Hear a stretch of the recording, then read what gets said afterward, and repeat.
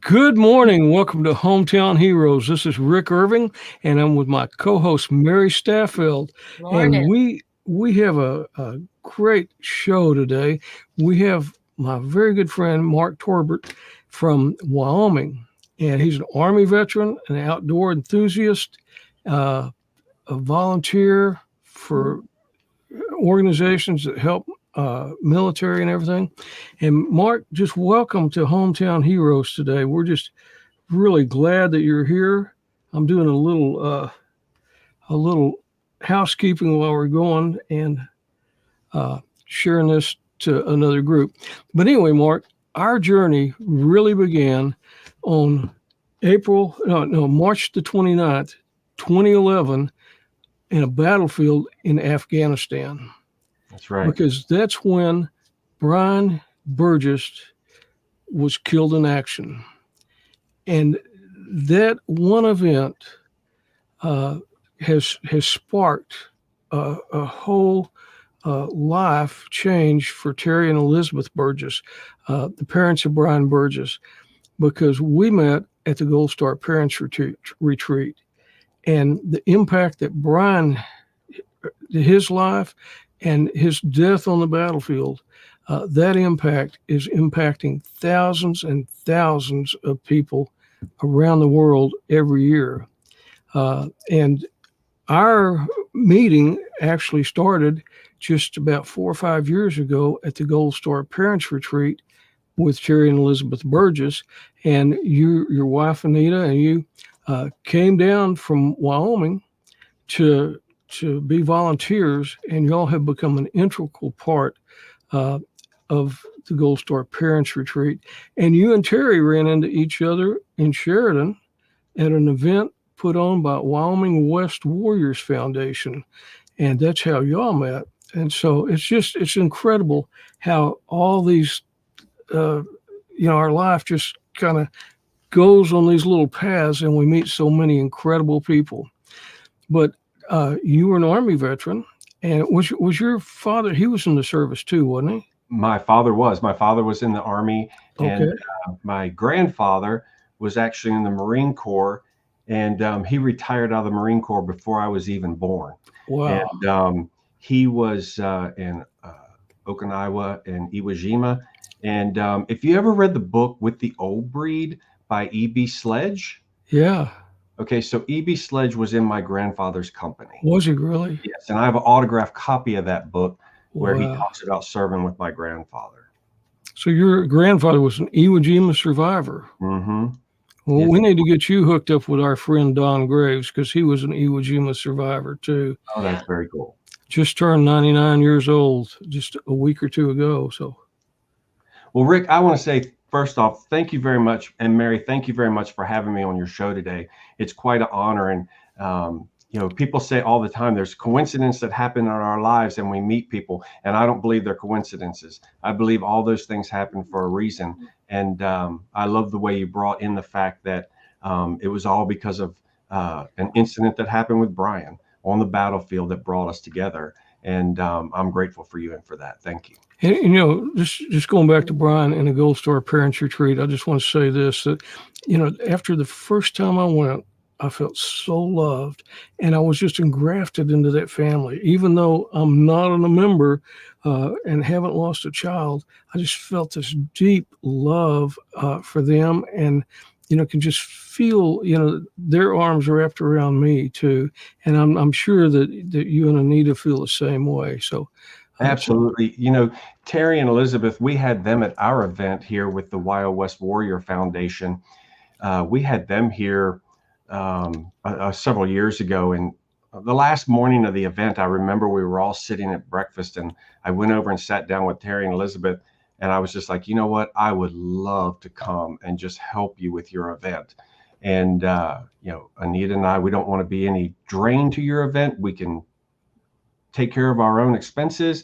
And we did. That first year, that's exactly what we did. And you're right. They just wrap their arms around you and just welcome you into the family. It's just a very neat experience. We have several people. Miriam Hink, she's an integral part of it. And then Carla Wicks was saying good morning a while ago. So A lot of supporters out there. So tell us about growing up in Virginia. Or I guess you were an Army brat, so you grew up a lot of places, or did you? No, actually, my father just did 4 years in the Army, and he got out. Most of his time was over in Germany, and we didn't realize this until he retired officially, fully, because his last year in the Army, he actually worked for the Central Intelligence Agency in Germany. And so when he got out of the Army, he went to work for them and did 34-year career with them. And it is interesting because when he retired, if you did 35 years, you got this beautiful medallion in a wooden box if you had 35 years of service, and he got it. And we were like, but Dad, you only did 34. And he's like, well, actually, my last year in the Army, I worked for them and they credited me for that. Wow. So that was kind of cool. He probably had some stories to tell. He did. He had some stories. Stories he couldn't tell too. And lots of stories. I was just going to say that. I'll bet he had a bunch he couldn't tell. Yep. Probably some like you might have, being in intelligence and doing the work you did. There's probably some things you can tell and things you can't tell. But you can't. So you grew up in Virginia then? So yeah, I grew up in Virginia my entire life, and I had a great childhood, and got out of high school and went to college, and I remember I graduated from Bluefield College, and I was there, and I was walking across the campus, and there was a Army recruiter had a booth set up, and I walked by the table, and he said, hey, would you like to join the Army Reserve? And I went, nope, and kept on walking. And as I walked past the table, he said, well, pay all your college loans back. And I went, Erk. He got my attention. And so I signed up and joined the reserves, and took a semester off from college so that I could go through basic training in AIT in order to be able to start drawing that GI Bill. And and so then I finally graduated and went to work in law enforcement and did the reserves at the same time. So you were a sheriff's deputy? Well, I started off in a regular police department, and then later on in my career went to the sheriff's office. But yeah, started off with a police department, actually in Charlottesville, Virginia, back in 1989. Seems so long ago. Time flies, doesn't it? It does. When you're having fun, it flies by. Yeah. And so as part of your Army Reserve, you got deployed a few times. Yes, I actually got deployed 4 separate times. Wow. So we just started with the police department in Charlottesville, and it was right around Christmas time. And I remember I got that call. They actually called me at work, and I took the call, and they were activating my unit for the first Gulf War. And it was just, you were just going crazy because you didn't know what to think. You didn't know what to do. I thought this was just 1 weekend a month and 2 weeks out of the summer. And I mean, now you're telling me that I'm going on active duty. And so one day I'm at the police department, and the next day I'm sitting in Saudi Arabia. And we did battlefield circulation and control from Riyadh up to King Khalid Military City. And all we did was just back and forth on that road, making sure that it was safe and open. Mm. So, but that was a very short-lived deployment because it didn't last very long. They got that over with in a hurry. They got it done in a minute. Yes, they did. Backed everything up. But Mary was in the reserves too. She retired from the reserves. Oh, and outstanding. First 7.5 years active, and then I waited about 20 years to go into the reserve. So I took about 20 years off and spent the last 15 in the reserve. Nice. Yep. Nice. But for a long time, the reserves they just kind of didn't get deployed. I mean, there wasn't any wars going on, and all of a sudden we start calling up reserves, and all the reservists are saying, "Hey, I don't know that I signed up for this." Right. Yeah, I mean, I remember when I started in the reserves, and we'd get there like around 6 o'clock in the morning. They had cooks. We'd have breakfast for us. We'd go out and do some PMCS on our vehicles, and then we'd throw football around, play cards, do stuff the rest of the day, and do that over and over again. And then all of a sudden it became very real. I bet it did. So you went there, then came back, kept your career going in law enforcement, and then you went into the sheriff's department after that? Right. So in the meantime, in between the first Gulf War and actually 9/11, I did take a little time off there in the middle and did some contract work for the federal government through the UN over in Kosovo. And I was there for about 18 months helping them rebuild their police department. And then got another contract to go to East Timor to help them. And so that was about a 3-year period there in the middle. And I came back and ended up with the sheriff's office, and then was able to just work my way up right up to the rank of captain before I retired. Well, that's good. Whenever you were doing the contract work, was that when the war was going on over there in Kosovo, or was it? No, so that the war ended, and I'll probably get dates wrong, but sometime around August of '99, if I'm not mistaken. And I was actually on one of the first airplanes in with U.S. law enforcement officers to help kind of restore some order after it was over with. So that was a pretty good experience, wasn't it? Oh, it was fantastic. It was a wonderful experience. Did a lot of cool stuff, met a lot of cool people, and interestingly enough, that just about a year ago, there was a guy on that plane with me, and I was in the fly shop here in Sheridan, and this guy walks in, and we keep looking at each other, and we're like, man, I really recognize you. I recognize you. And it turns out we were in that first group together. So it's quite a small world. It is indeed. And then 9/11 happened. And how did you feel then? Did you say, hey, man, I'm going to get into this? You know, when 9/11 actually happened, I was actually in East Timor. Okay. And I can remember when it happened. And at the time, I was a team leader for the close protection team for the foreign minister, Dr. Jose Ramos Horta. And I remember we'd pick him up at his house early in the morning and start his day. And he normally started his day with a walk along the coast. And I remember us talking about that event and him saying how this is going to change everybody's life for a long, long time. And, you know, I got home and I actually was home for about a year and ended up volunteering. And there was a way you could go on the Army's website and volunteer. And that's what I did. So were you out of the reserves while you were doing the contract work, or were you No, I was still in. We worked Okay. out a little deal to be able to still make points and get my time in, so I didn't have to get out. Okay. So then you volunteered, and that's when the other deployments started. That's when the deployment started. Yep. Did you do all your deployments in Iraq, or did you do Afghanistan and Iraq? No, I did my first deployment in Iraq, and that was from April of 2004 till April of 2005. I came home, and then I deployed again in December of 2005, but this time to Afghanistan. And then my last deployment was in 2009 and 2010, and that was in Afghanistan as well. And we're doing work with Army intelligence?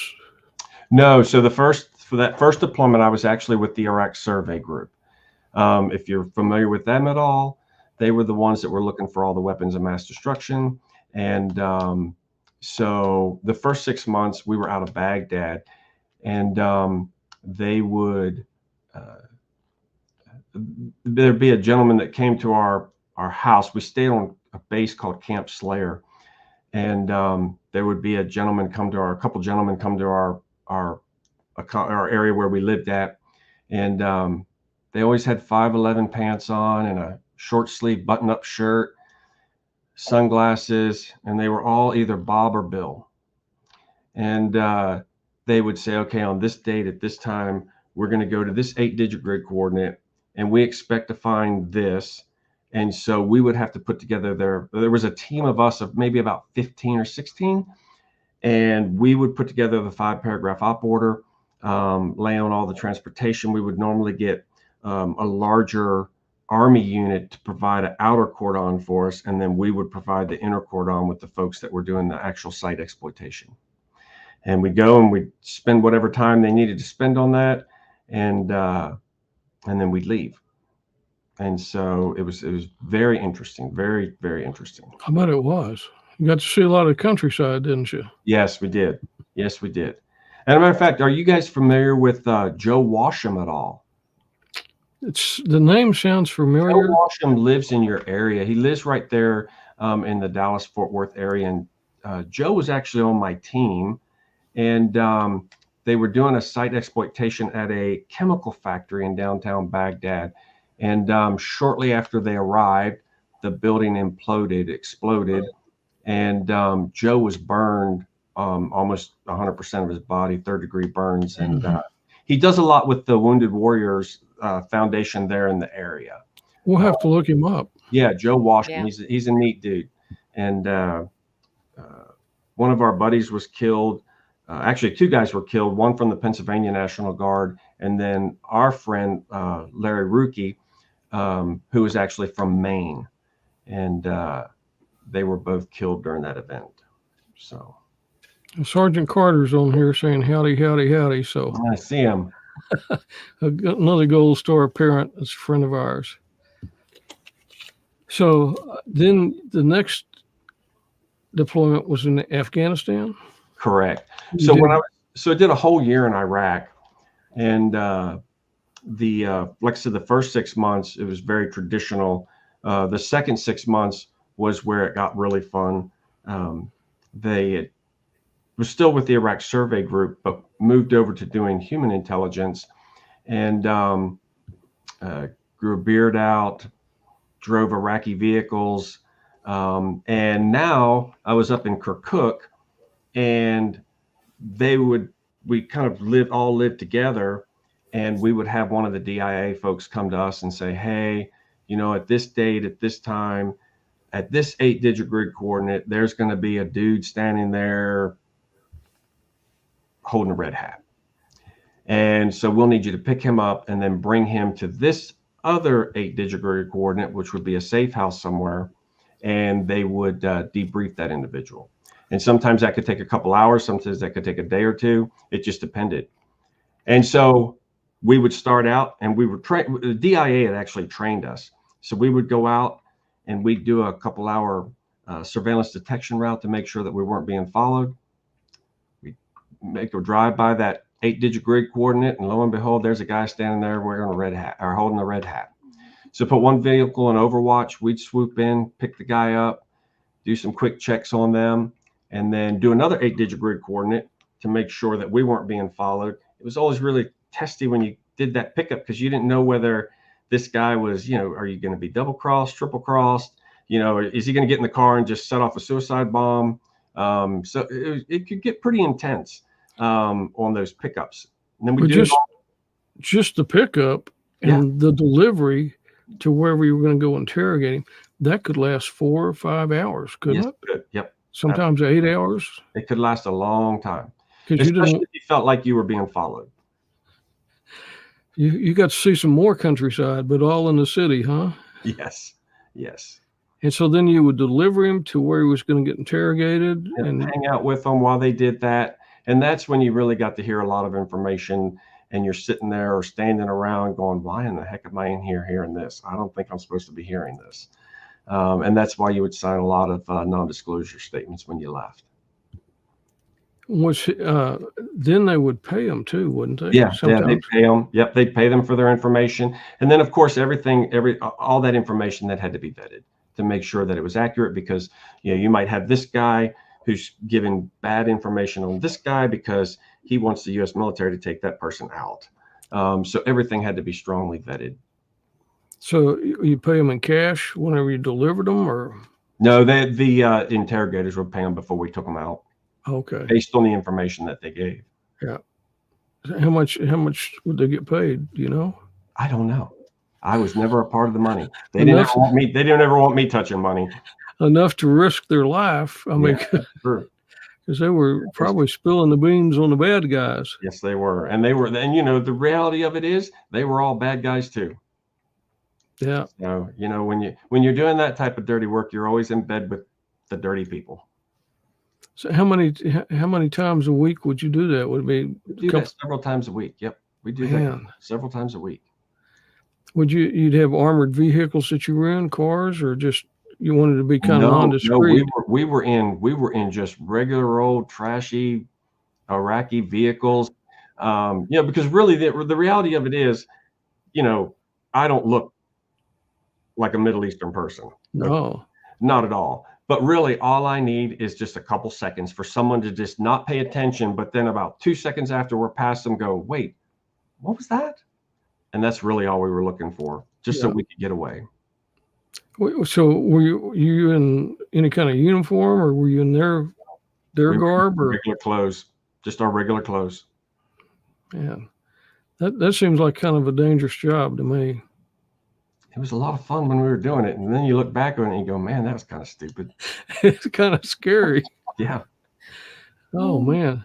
Our comms were really bad, because we were just kind of out there, and I would always make friends with other, active duty units, and have phone numbers, and people know me, so that if we did get in trouble, we could at least call people. Help. Yeah, exactly. I guess that's your 911, huh? Right. So how long did you do that on that deployment? 6 months. Okay. 6 months. So you met a lot of interesting people, didn't you? Yes. It was a lot of very interesting people. People say, "So what did you do that last 6 months?" I'm like, "Well, let me put it like this way. You go out, you meet some really very neat and interesting people. Sometimes you would go to their home and you would eat dinner with them. You'd eat dinner with their families. You'd meet their families, and then you'd kill them." And I do that with a straight face, and people are like, "What?" But sometimes that happened. Wow. Were you involved in that part, or was somebody else involved in that part? No, we weren't. We weren't involved in that part. You were just the just information guy. Front men that went in there and said, "Hey, this guy's bad. Take him out." Yeah, and that was all the intel people doing that. We weren't involved. The teams that they brought together, like that I was in, it was all reservists that were 11 Bravo infantry guys. So they would bring these infantry guys together, and they would be mobile collection teams, is what they called them. And then all we did was provided transportation and protection, and for all these other government agencies that were trying to gather information. So there must have been a whole lot of people on our side out on the street to meet these people and to build trust with them, so you could go pick them up and interrogate them. So there was a lot of activity on the ground. So those kind of guys on the ground, were they the CIA or just military intelligence, or both? It was all of them. We worked with them, but when I was doing the human stuff, it was all military people, DIA. So Mary, you were in the security force, but you didn't do things like that on your deployments, did you? No, and I was the first sergeant, so I was not actually a security force member, but we didn't go outside the wire unless for some reason in some units, not the ones that I was with, and some security forces would go outside and do coin operations. So they do counterinsurgency, but not the unit I was with. I retired as a first sergeant as well. And, going back to the whole beginning of this conversation, talking about the Burgesses, sometimes it can weigh heavy on you especially as I got higher ranked in my career, because you were making decisions. You were placing people, and people, okay, you're going to go on this and you're going to go do this. And those decisions that you make change people's lives forever. Yeah. And we had a couple of guests on that were in some big battles in Vietnam, and they were the ones that were calling the shots, and their people got killed, Yeah. and it was, that really weighs heavy, I would imagine. Yep. Yeah. So yeah, so then I came home and from that deployment, and I remember it's also, I think it's a little bit more difficult doing as a reservist or a National Guardsman, because if you're active duty, you go on a deployment, you go with your folks and you come back with your folks, and then you're hanging out with your folks that you were on that deployment with. For me, I was always an individual augmentee called up as an individual. And so I would go and I would do what I do, and then I would come back, spend about 5 days in a demob station, and then I'm home. Yeah. Around nobody that I knew on my deployment. Yeah, we always said IMAs were I am alone. No, that is 100% accurate. For us, we deployed as a unit, so we combined with other units once we were in the AOR, but and we'd have active and reserve working together in the units. But for an IMA, exactly what you're talking about, anytime that you had somebody who was in that capacity, then, and you didn't have that support then. So when you didn't get all of that, and I don't think they were doing the yellow ribbon events even back then. So you didn't even have that where you and the family could go pre-deployment and post-deployment and get all the services from the yellow ribbon events. No. Yeah. I remember I'd been home for about a day or two, and I was standing out in front of the VA and kind of having a little bit of a tough time. And the only thing I do is I called my buddy that I was on deployment with, and we came back together. And I called him on the phone, and we chatted for a while, and he just didn't, kind of support. It was a good support for each other. Yeah, one picture that you sent was this one right here. Mm-hmm. Mary and I both have pretty strong ties to the aircraft. So I retired from Lockheed Martin and made a few of those. And then Mary, her unit was the actual squadron that flew them. So that's in Bagram in Afghanistan. And so both my deployments into Afghanistan were with 7th Special Forces Group. And again, I just answered a request for an individual. My buddy and I both did that I just mentioned, where we were talking on the phone. We both felt they needed 2 NCOs to work in the JOC, in the Joint Operations Center, as PUC NCOs. Well, we didn't even know what PUC stood for, but we thought, man, that's great. Let's do it. And so, because they need 2 of them. And so we were like, okay, so we both signed up, and they sent us both. So at the time, it was for SOCOM. So we didn't even know that it was with 7 Special Forces Group. So we get there, and I remember we landed in Bagram, and with all these people that are coming in, all these military folks, and this vehicle drives out on the tarmac and calls our name out, and we're like, we're right here. He's like, okay, throw all your stuff in this vehicle. We're out of here. So we drive off, and we go to the Special Forces base that's inside of Bagram Air Base, if you're familiar with that. And they took us straight to the supply NCO and started giving us all this stuff. And it was just really just fun, high-speed, cool guy stuff. And we were like, okay, well, where do we sign for this? And the guy looks at us and goes, sign? You don't sign for it, it's yours. So I knew right then that I was in the right place. But it turns out that PUC stood for Prisoners Under Control or Custody. So basically what they needed us to do was we had to brief the commander twice a day. They did a briefing in the morning and the evening on all the prisoners that they had in custody. And it turns out they only needed one. So my buddy did that. And then I became the Rotary Wing NCO because they didn't have their own rotary wing or fixed wing assets. And so I would have to coordinate that, whether it was their resupply, whether it was moving personnel around, or whether they were actually needing support for a particular mission that they were going on. And so I would coordinate that with the big Army folks and make sure that our folks on the ground had all the assets that they needed. So that was a lot of, I mean, I really enjoyed it. Met a lot more people there. Yes, yes. Providing the assets, you become a pretty popular guy. Yes, especially when you talk about resupply, that you really do become a very popular guy. So I did that, and I really enjoyed that, and it was a great experience.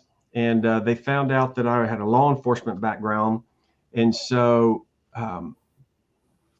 I would work from like 6 o'clock in the morning until 6 o'clock at night, and brief the commander in the morning, and then brief him in the evening, and then in the evening time after that, they would a lot of times send me out with the 160th folks who would fly all over Afghanistan picking up prisoners that the different A teams had collected. And so that was quite an experience doing that. It was an unbelievable experience. So you fly in helicopters or airplanes? No, all fixed wing, Okay. wing. Yep, all fixed wing. And you would land, and they'd be waiting for you. It was all no lights, all lights out, and you get this guy and put him in the back of the plane, and a lot of these guys they just reeked, and just taken right off the battlefield, and you could tell probably some of them had never been anything modern at all in their entire life. And that plane would start to take off, and they would vomit and defecate on themselves, and it's just wash the back of the plane out when you got back, and you'd slip in it, and it was just and again, you're sitting there going, why the hell did I tell them that I had a law enforcement background? So that's why they tell you never to volunteer anything, right? Man, oh man. But you know what? It was a lot of fun. I mean, yeah. I enjoyed it.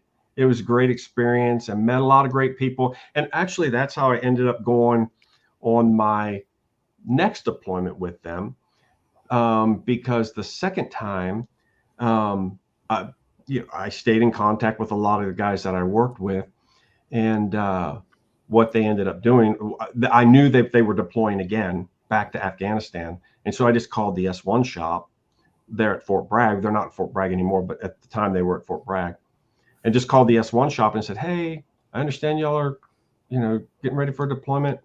Just wanting to know if you need any help or anybody. And, I deployed with you all back in 05 and 06. And they were like, what was your name again? And so I told them my name, and said, hold on a minute. Yep, you can go if you want to. And so my orders that time were actually cut straight out of the S1 shop from out of 7th Group, and did that deployment, and didn't know what the job was going to be until I got there. But what they ended up using me for was, so they were training 8 different Kandaks, which is Afghan word for battalion. They were Rangers, training them through the Ranger School, using the different special forces teams there in Afghanistan. And so there was 8 of them. So they would train them, and then they would do operations with them. And so my job was just basically to track that every day for the commander, so he knew what they were doing and where they were at. And then if they got into a troops in contact, then we would have to manage that situation as well. And that was your 3rd deployment? 4th. 4th? Okay.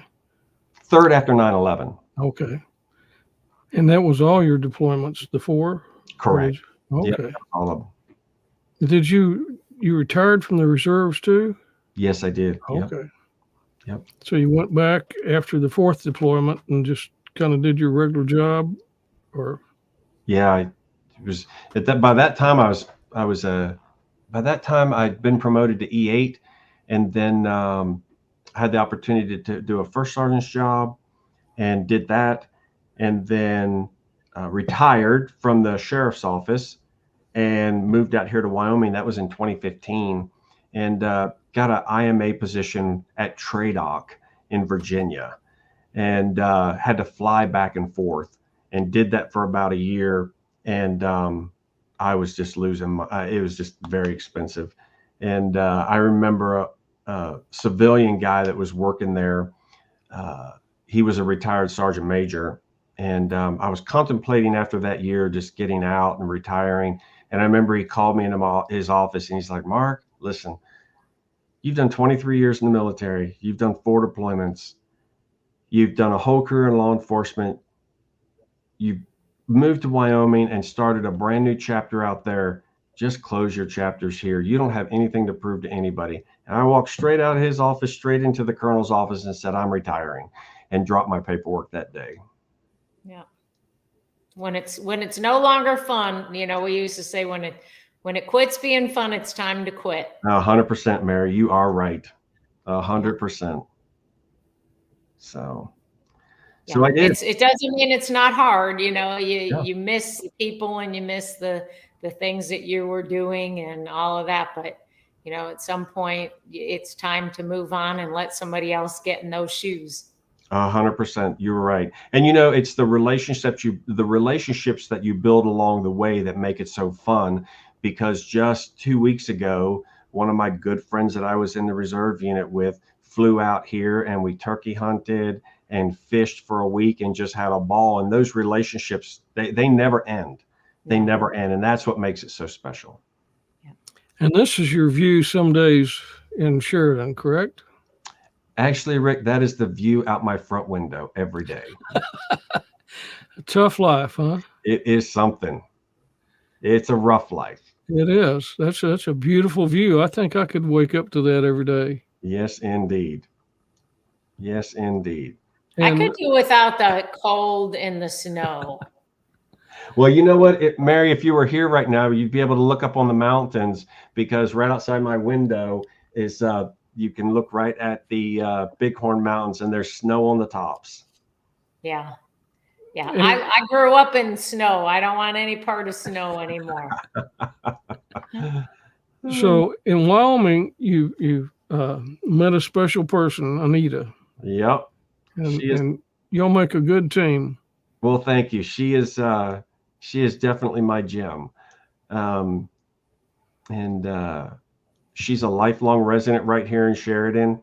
And I tell people all the time, I moved out here in 2015. And sometimes when you move to a location, it can be a little bit hard to get started, and people to, kind of welcome you in. And I said, but the good thing for me was I had Anita, and she gave me a lot of street credibility right off the bat. What in this picture? What kind of coat is that? That looks that is a full length bison coat. So when I got here, she gives me a hard time about this all the time, but when I got here, I said, everybody in Wyoming has to have a bison coat. They have to wear a bison coat. And she goes, "No, Mark, they really don't." And I was like, "Well, I'm going to." So in Thermopolis, Wyoming, there's a shop there that specializes in nothing but bison coats, all kinds of bison stuff. And did you ever watch the movie Hateful Eight? No. Well, anyway, the actor in that movie had a full-length bison coat that was made by this guy down in Thermopolis, Wyoming. And so I drove over there and met him and his wife, and they took me upstairs, and they pulled out all these bison hides, and they helped me pick 2 to make that coat. It's a beautiful coat. And it's heavy. It probably keeps you pretty warm. Yes, if it's not in the single digits or below, if it's even in the teens, you'll sweat in that coat. I can imagine. This is at one of your events with the Wyoming What? Yes, Warriors. Wild West Warrior Yeah. Foundation. Yep. Yeah. So we bring over every Labor Day weekend, we bring in veterans from all over the United States, and we bring them in on Thursday, and then Friday and Saturday, we break that group up into two groups, and on one group one day we'll go to Eaton's Ranch, which is a very old dude ranch here in Wyoming, and they'll go horseback riding and fishing. They'll horseback ride up into the, well, you saw that picture, uh, up into the mountains, and it's just a beautiful time. We'll do fishing, and then the other group will be at a ranch not very far from there where they have a lot of shooting ranges set up. They'll do long range rifle ranges. They'll do pistol ranges. We do skeet. We shoot skeet, and then we also bring in a helicopter and set up a shooting range where you shoot it from the moving helicopter, which is really a lot of fun. But it is. Yeah, and so Yeah. I'm sorry. Go ahead. That organization, how do you raise your funds? You were telling me that you don't really have a lot of fundraising because you have some good donors. You know, out here in Wyoming, we have some of the most lovely people in the world, and we have some amazing donors. And for us, once we've raised the money to fund our event, because none of the people on the board get paid. We don't have an executive director or anything. We just all do this on our own. And once we raise that money to do the event, we're done fundraising. We don't raise any more money. And we do that annually. And so if somebody still comes to us and says, hey, we want to donate to the Wild West Warrior Foundation, we're like, you know what? We're good. We have what we need. Go find another really great organization that you want to support and give your money to them. And this event you do every year is a huge event. I mean, it's not like you bring 4 or 5 people up there. You bring a lot of people. We bring about 40. Yeah. And we take care of everything. We fly them in, fly them home, hotel, all the events. We take care of everything for them. Yeah, maybe Mary and I can kind of coordinate with you and get a few of our veterans that we know to come up there and be part of your group. Absolutely. Yeah, Wouldn't that be fun? awesome. That That would be a lot awesome. of fun. Yep, that would be fun. So, But you're also outdoor enthusiast and do a lot of things outdoors. yes, yes. Out there with the bears. Where is that? Is that near you? No, that's actually Alaska? fishing in Alaska. Okay, I thought so. You don't see many bush planes. Yeah. That fish is almost bigger than her. Did she catch it or did you? No, she caught that. Wow. Yeah, she's pretty tiny. Yeah.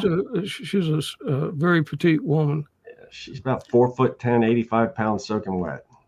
And this is your son? That's my oldest son. Okay. That's actually in 2009, and I was in Afghanistan, and they allowed me to take leave and come home for his graduation from basic training. Wow. He didn't know I was coming, and I was actually wasn't sure whether he was going to graduate because he had pneumonia in basic. And when he went to basic, he gave me the senior drill instructor's email address and said, Dad, if you have any questions, you can email him.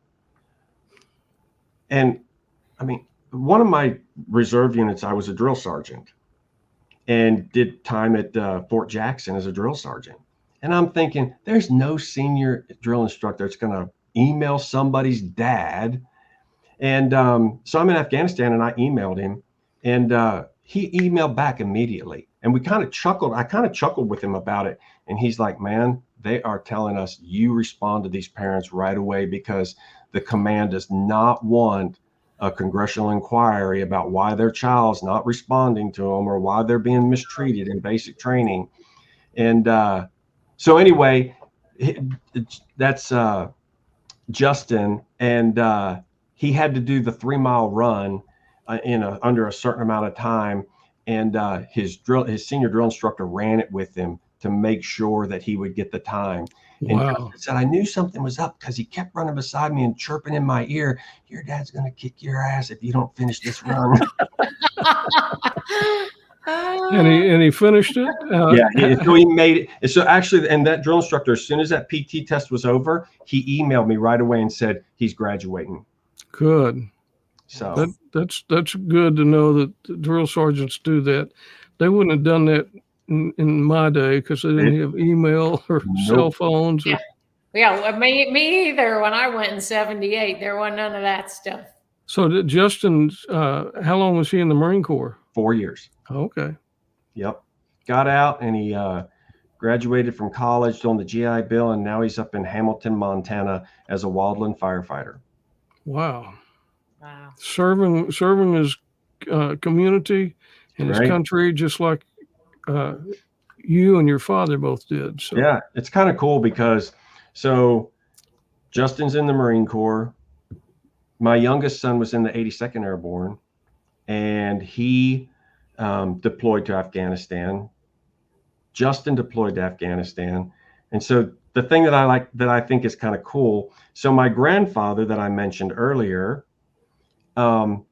he was awarded a CAR, which is a combat action ribbon, which is equivalent to the Army's infantry CIB, combat infantry badge. It's the same award, but in the Army, you can only get that if you're in the infantry. They have the CAB now, but anyway. So my grandfather was awarded a CAR, and then in my deployment in Iraq, I was awarded a CIB, and then Justin deploys to Afghanistan, and within like 2 weeks of his being in his deployment, he was awarded a CAR out of the Marine Corps, and he was in the infantry as well, just like myself and my grandfather. And then Jacob, my youngest son, he went into the 82nd Airborne as 11 Bravo Infantry, and within his first month in Afghanistan, he was awarded a CIB. So it's a CAR for my grandfather, CIB for me. My oldest son has a CAR, and my youngest son has a CIB. So I think that's kind of cool. That's very special. That's very special. So you were telling me whenever we were at the retreat about the custom fly rods that you build. Yes. And that's just a little hobby that's kind of turned into a pretty good business where you're spend a little bit of time making those. Yes, I do. Yeah, I started building custom fly rods about 6 years ago. And it just grew and grew and grew. And then people started liking what I was doing. And then I started building more. And then my Anita was kind of like, this thing's getting a little out of control here. Maybe we need to separate the business part of what you're doing and our personal finances.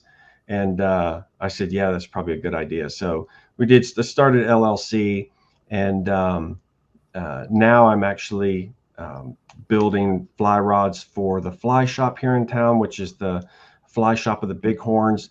And pretty much as soon as they announce my rods are up, they're gone.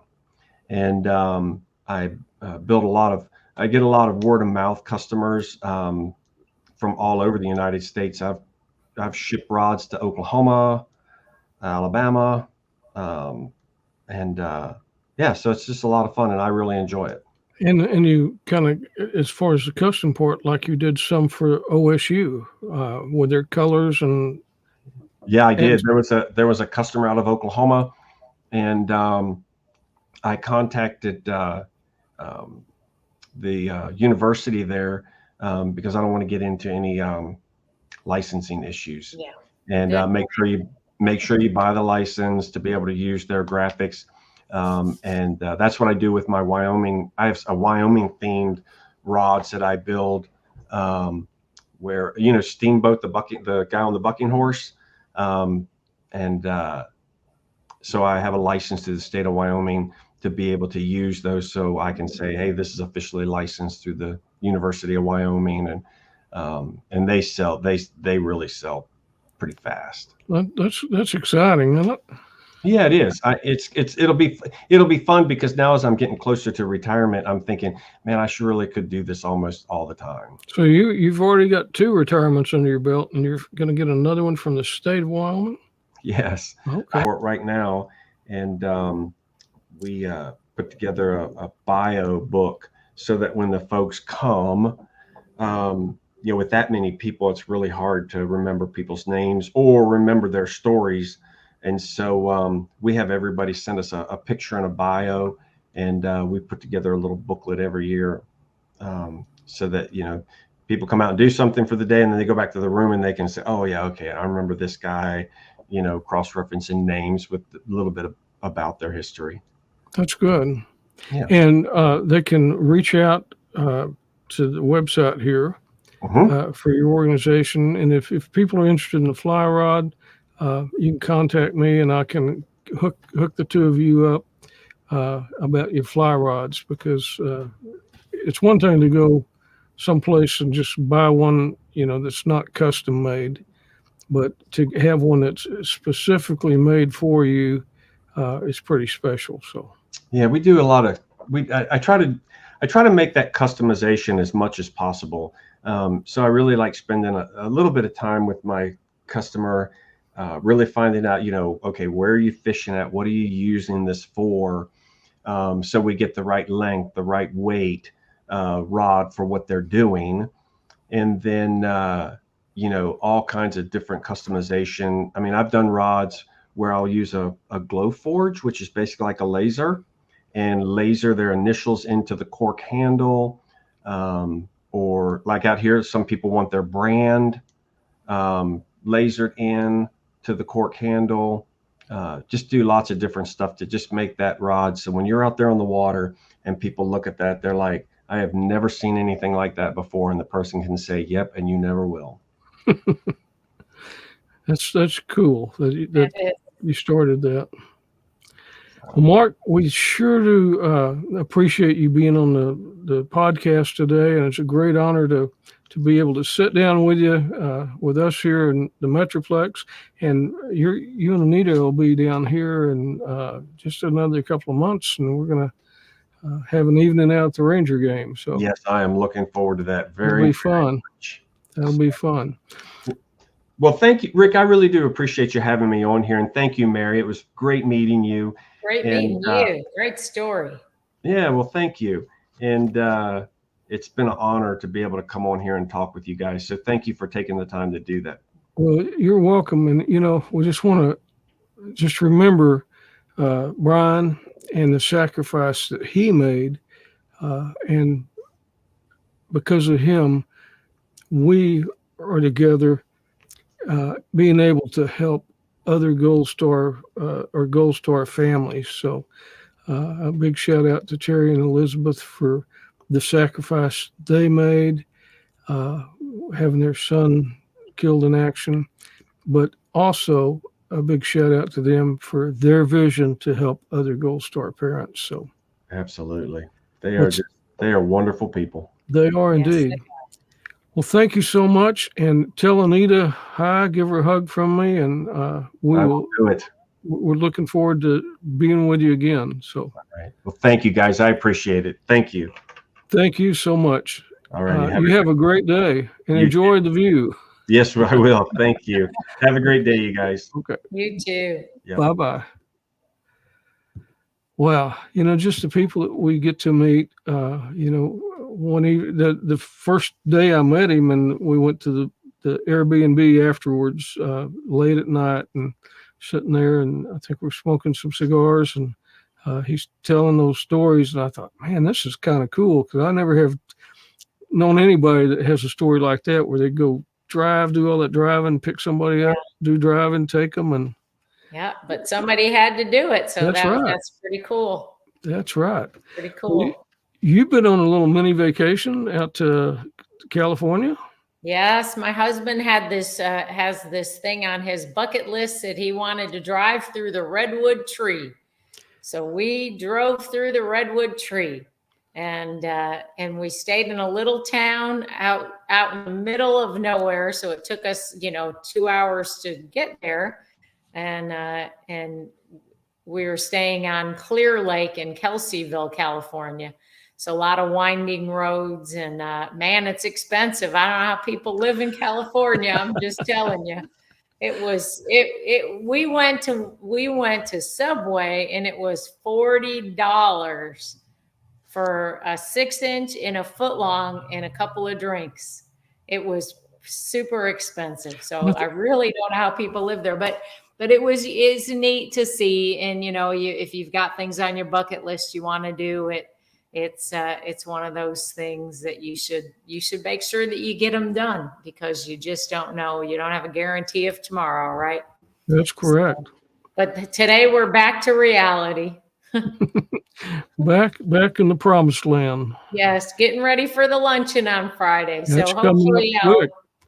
Yeah, and I'm gonna go through this afternoon. I'll go through the RSVP list. I've had a few people contact me trying to get into the lunch because, of course, the RSVPs were closed.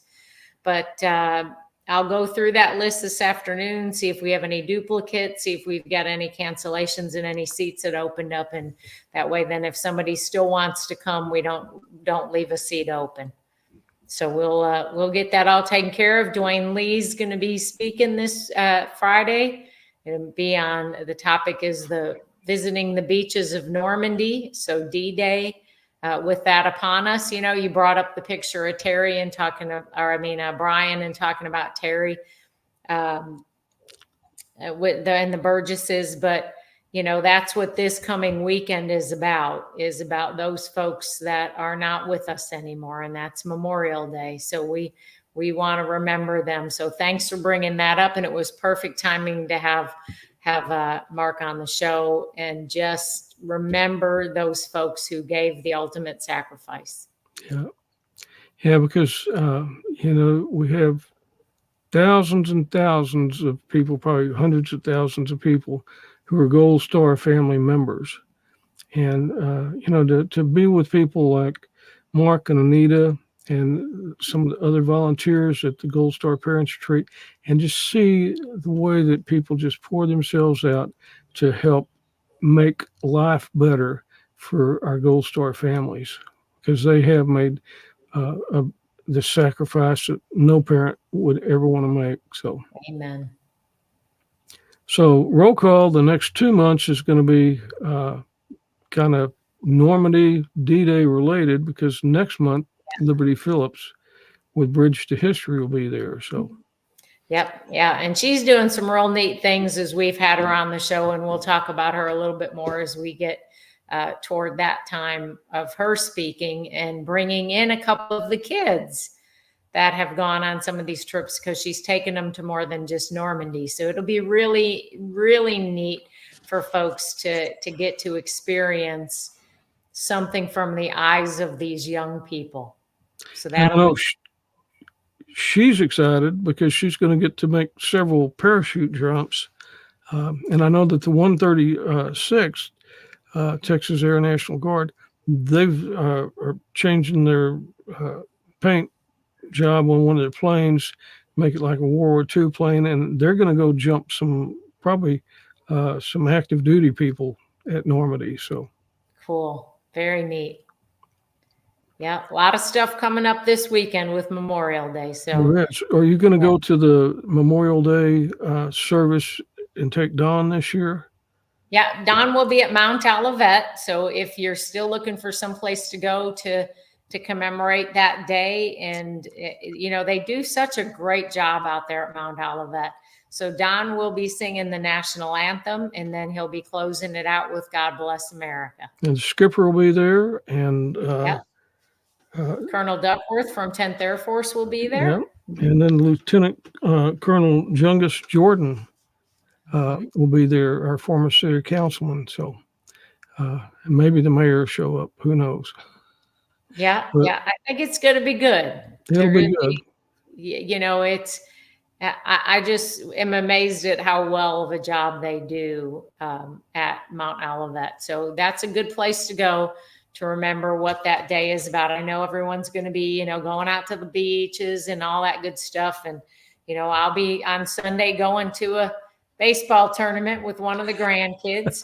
But, we need to just take a minute and remember the sacrifices and, attend an event in your area. If you're not around Mount Olivet and Fort Worth, then find an event somewhere in your area and go and be there to really get the impact of what Memorial Day is about. It's not just about barbecuing. That's right. That's right. Well, Mary, it's been a good show, and we just thank Mark again for being on the show, and look forward to next week.